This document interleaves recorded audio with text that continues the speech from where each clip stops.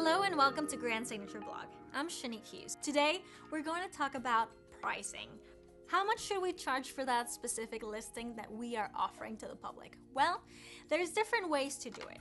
You can do a fixed pricing on the application. You can say from Monday through Thursday, I'm going to require, let's say I'm just throwing numbers out there, $20 per night. And then Fridays and Saturdays, I'm going to expect $30.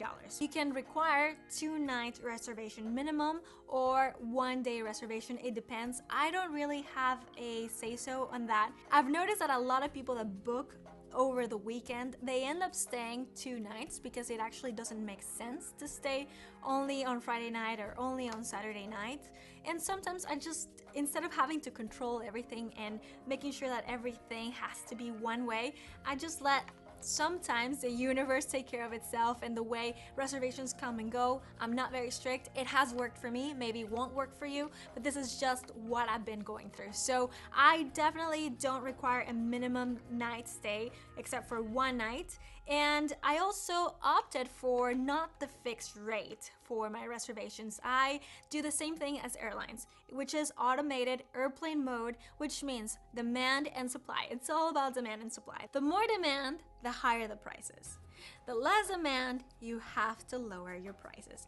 There is a hack for this. You don't have to be going on the app every single day or kind of figure out when the holidays are gonna be around the corner and have to jack the prices. You can just automate things, and I'm all about outsourcing and automating. So definitely, if you feel like doing this, just let the air mode or the airplane mode take care of itself. Airlines do this. The way you book a flight, it depends on how many people are searching for that flight at that moment, for those dates.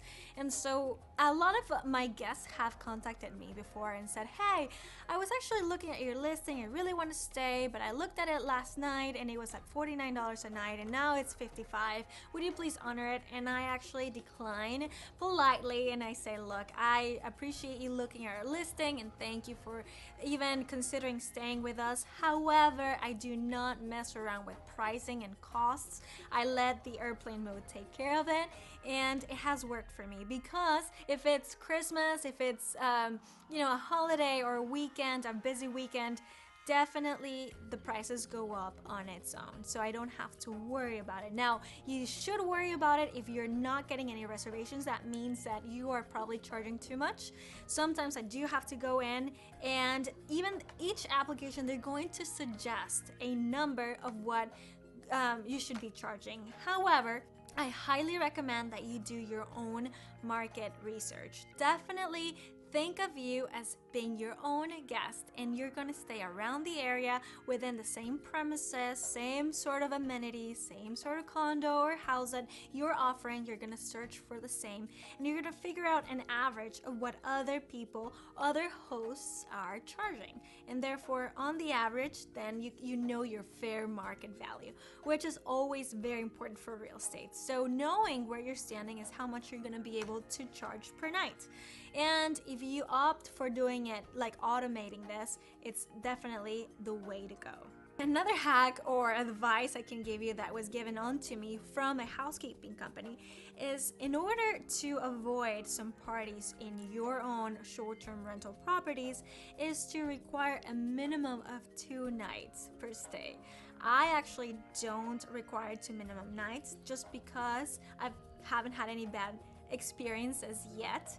However, it depends on what area. I was looking into this property right across from the Hollywood Bowl. There's a lot of concerts going on, and they told me definitely that area, we're always having to report to the owners, to the landlords, that there was a big, massive party and the place is trashed. How can requiring a 2 minimum stay avoid having any of these partiers?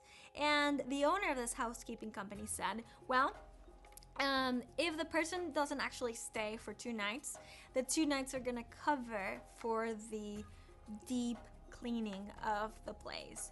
So it's something that we can give it a try.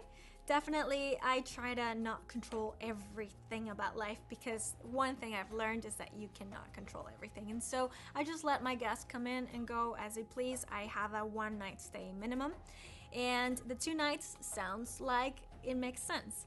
definitely require 2 minimum night. I'm gonna do that with certain properties or locations, so to speak. For production here said, what if your short-term rental is used as a hotel just for a hookup, a casual hookup, and there's something that you can't control? It's gonna happen. It happens all the time. Thanks for watching. Thanks for investing in yourself. I'm Shanique Hughes. If you have any suggestions or questions, please write me at grandsignatureiinvestments@gmail.com. You can also write us or follow us on all social media: LinkedIn, Facebook, Twitter, Instagram. See you next time. If you like the channel, please subscribe. For more information, you can always write us at grandsignatureiinvestments@gmail.com.